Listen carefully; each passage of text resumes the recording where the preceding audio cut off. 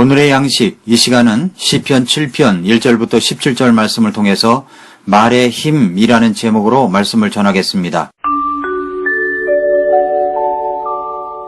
어느 방송국에서 밥을 가지고 말이 주는 영향력에 대한 실험을 하였습니다. 밥을 투명한 2개의 빈 병에다 각각 담았습니다. 밥이 들어있는 한쪽 병에는 고맙습니다 라고 썼고 다른 병에는 짜증나 라고 써서 붙였습니다.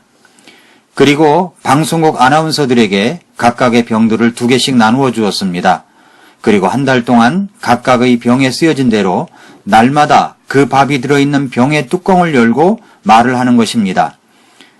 고맙습니다 라고 쓰여진 밥이 있는 병에는 고맙습니다, 사랑해, 넌 참 잘생겼다, 이 긍정적인 말을 하는 것이고, 다른 병, 짜증나 라고 쓰여져 있는 밥이 들어있는 병에게는 너 미워, 못생겼다, 짜증나, 재수없어, 그냥 보기에도 재수없어, 이렇게 부정적인 말을 하는 것입니다. 그렇게 하여 한 달 동안 진행했습니다. 한 달 후 각 아나운서들이 갖고 있는 2개의 병을 비교해 보았습니다. 고맙습니다 라고 쓴 병의 밥은 약간의 곰팡이 같은 것이 있었는데 비교적 깨끗하였습니다. 그러나 짜증나의 병에 담긴 밥은 까만 곰팡이가 있었습니다. 병의 뚜껑을 열고 냄새를 맡아보았습니다. 고맙습니다의 병에는 구수한 냄새가 났습니다. 그러나 짜증나의 병에는 역한 곰팡이 냄새가 났습니다.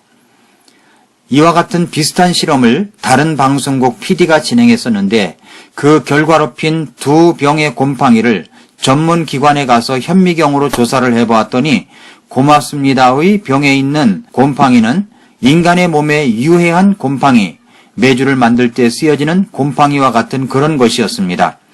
그러나 짜증나의 병에 있는 곰팡이는 해로운 곰팡이였습니다. 실험에 참여한 사람들이 이구동성으로 하는 소감은 좋은 말을 해야 되겠다는 것이었습니다. 이 실험을 진행한 아나운서의 말은 이렇게 끝을 냅니다. 우리가 배설하는 말이 아니라 배려하는 말을 씁시다. 정말 말이라고 하는 것은 힘이 있습니다. 그 힘은 우리의 상상을 초월하는 파워입니다. 여러분은 어떤 말을 주로 많이 합니까? 여러분 자신에게는 어떤 말을 많이 합니까? 오늘 본문은 다윗이 기록한 시편입니다. 그런데 7장의 표제어는 이렇습니다. 다윗의 시가yon, 그가 베냐민 사람 구스의 말에 관하여 주께 드린 노래라고 되어 있습니다. 다윗이 베냐민 사람 구스의 말 때문에 주님께 드린 내용입니다.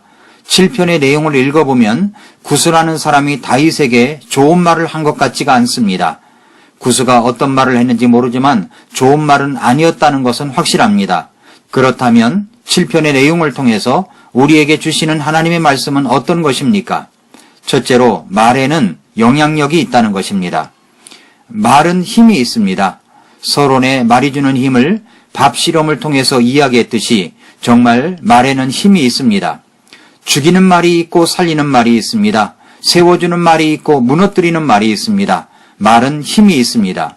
그 말의 힘이 얼마나 크든지 하나님 마음에 맞는 사람이라고 하는 다윗조차도 한 사람의 말 때문에 시가서 한 편을 쓸 정도입니다. 다윗의 시가yon, 그가 베냐민 사람 구스의 말에 관하여 주께 드린 노래라고 했습니다. 이 구스라는 사람이 누구입니까? 성경을 아무리 뒤져봐도 이 구스가 누구인지는 알 수가 없습니다. 베냐민 사람이라는 것만 나옵니다. 이 구스가 누구인가? 어떤 특정한 사람인가? 아니면 다윗을 괴롭혔던 사람들을 대표하는 사람인가? 다윗의 인생에는 베냐민 사람과 악연이 좀 있는 것 같습니다. 다윗을 괴롭힌 사람을 보면 베냐민 사람이 많습니다. 성경에 보면 다윗의 인생에는 베냐민 사람으로 다윗을 괴롭혔던 사람이 3사람이 나옵니다. 첫 번째 사람은 사울왕입니다. 다윗이 골리앗을 죽이고 전쟁의 승리를 거두고 돌아올 때 여인들이 나와서 전쟁에서 승리하고 돌아오는 사람들을 향하여 노래를 불렀습니다. 사울이 죽인 자는 천천히요, 다윗은 만만이로다. 이때부터 왕권의 의협으로 받아들인 사울왕은 다윗을 죽이려고 합니다. 두 번째 사람은 시므이입니다.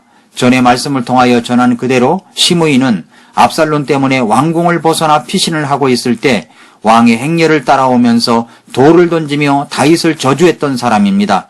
이 사람이 바로 베냐민 사람입니다. 세 번째 사람은 세바입니다. 사무엘하 20장 1절 2절에 보면 다윗이 압살롬이 죽고 왕궁으로 돌아올 때 반역을 일으켜 다윗을 대적했던 사람이 나옵니다.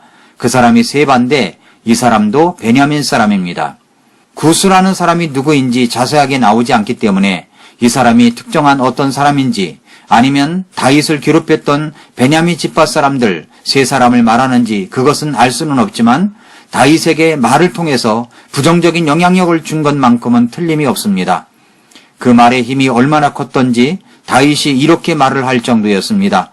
시편 7편 1절에서 오 주 내 하나님이여 내가 주를 신뢰하오니 나를 핍박하는 모든 자들에게서 나를 구원하시고 나를 건져내소서라고 했습니다. 자신은 핍박을 받고 있고 자신을 구원해 주시고 건져달라고까지 합니다.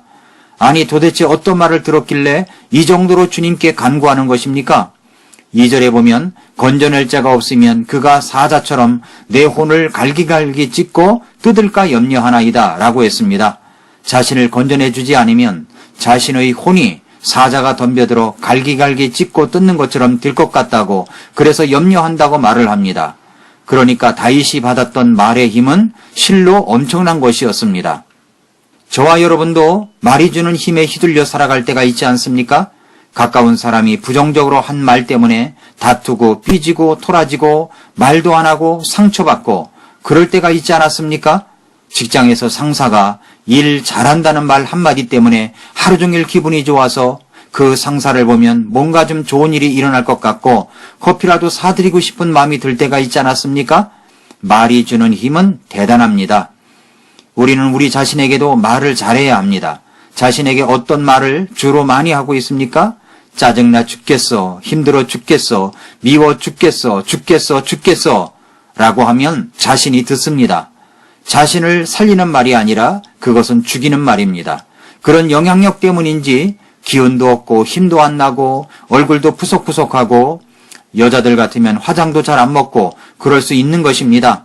말은 영향력이 있는 것입니다. 둘째로 부정적인 말을 들을 때 우리는 어떻게 해야 합니까? 다윗은 베냐민 사람 구스의 말 때문에 시편 7편을 기록했습니다. 그렇다면 그는 그런 부정적인 말을 들었을 때 자신을 핍박하고 자신을 갈기갈기 찢고 뜯는 것처럼 느껴질 때 그는 어떻게 했습니까? 그런 말을 들을 때 자신이 어떻게 해야 하는가 하는 반응은 우리가 취해야 할 자세입니다. 밥 실험에서 밥이야 자기가 부정적인 말을 들을 때 그저 어떻게 할 수가 없기 때문에 당하기만 했습니다. 그러나 우리는 부정적인 말, 악한 말을 들을 때 어떤 자세를 취해야 하는가 하는 것을 오늘 말씀 시편 7장의 다윗의 자세를 통해서 배울 수가 있어야 합니다. 먼저 그는 그 문제를 가지고 하나님 앞에 가지고 왔습니다. 다시 시편 7편 1, 2절을 보시기 바랍니다. 오 주 내 하나님이여 내가 주를 신뢰하오니 나를 핍박하는 모든 자들에게서 나를 구원하시고 나를 건져내소서. 건져낼 자가 없으면 그가 사자처럼 내 혼을 갈기갈기 찢고 뜯을까 염려하나이다 라고 했습니다. 자신의 심정 상태, 그것을 다른 사람에게 말하기 전에 우리 주님께 자기 심정을 고스란히 올려드립니다. 주님, 제 마음이 많이 속상합니다. 이런 말을 들었습니다. 주님 어떻게 하면 좋겠습니까? 저를 좀 도와주세요, 주님. 어떤 부정적인 말을 들었을 때, 속이 뒤집혀지는 속상한 말을 들었을 때 그것을 가지고 하나님 앞에 나와 기도를 한다는 것은 그리 쉬운 일은 아닌 것 같습니다. 왜냐하면 그런 사람을 많이 못 봤기 때문입니다. 저도 그런 생각조차 못하고 나중에 가서야 어쩔 수 없을 때 엎드리는 내 자신을 발견하곤 합니다. 그러나 그렇게 하면 이미 부정적인 영향력은 충분히 받아서 기진해버리는 것입니다. 아예 그런 말을 듣는 초반에 우리 주님께 그 문제를 가지고 나아오는 것입니다. 그것이 바로 부정적인 말에서 벗어날 수 있는 자신을 살릴 수 있는 길인 것입니다. 또한 부정적인 말을 들을 때 나도 똑같이 반응하지 마십시오.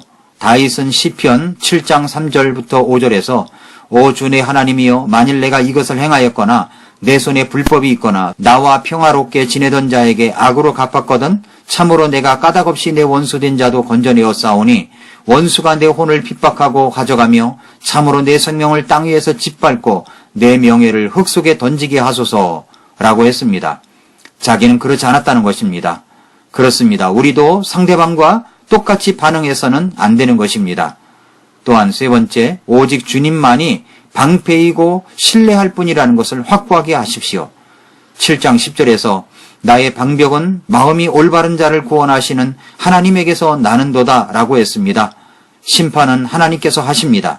나를 모든 곳에서 막아주실 수 있는 방벽은 마음이 올바른 자를 구원하시는 하나님 뿐입니다. 또한 세 번째로 우리에게 가르쳐 주시는 교훈은 예수님처럼 우리는 살아가야 하는 것입니다. 감당하기 어려운 말을 들었을 때 여러분은 어떻게 하십니까? 저와 여러분을 구원하기 위해서 오셨던 우리 예수님께서도 이 땅에 계실 때 그런 부정적인 말, 죽이는 말을 들으셨었습니다. 그러나 우리 주님은 어떻게 하셨습니까? 베드로전서 2장 21절부터 23절에 보면 참으로 너희가 심지어 그 일을 위해 부르심을 받았나니 그리스도께서도 우리를 위해 고난을 당하심으로 우리에게 본을 남기사 너희가 자신의 발자취를 따라오게 하셨느니라.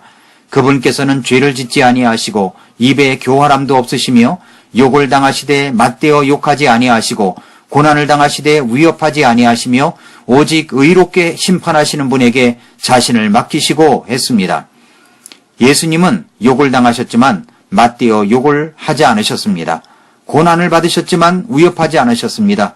오직 의롭게 심판하시는 하나님께 자신을 맡기셨습니다. 그리고 친히 나무에 달려 자신의 몸으로 우리 죄를 지셨습니다. 사랑하는 성도 여러분, 부정적인 말을 들었습니까? 다윗처럼 빨리 그 영향력에서 벗어나십시오. 벗어나지 않으면 악성 곰팡이가 자신에게 쌓일 것입니다. 그뿐만 아니라 우리는 다른 사람에게 좋은 말을 해야 합니다. 살리는 말을 하십시오. 세워주는 말을 하십시오. 말의 힘을 사용하여 다른 사람을 살리는 오늘 하루가 되시기를 바랍니다.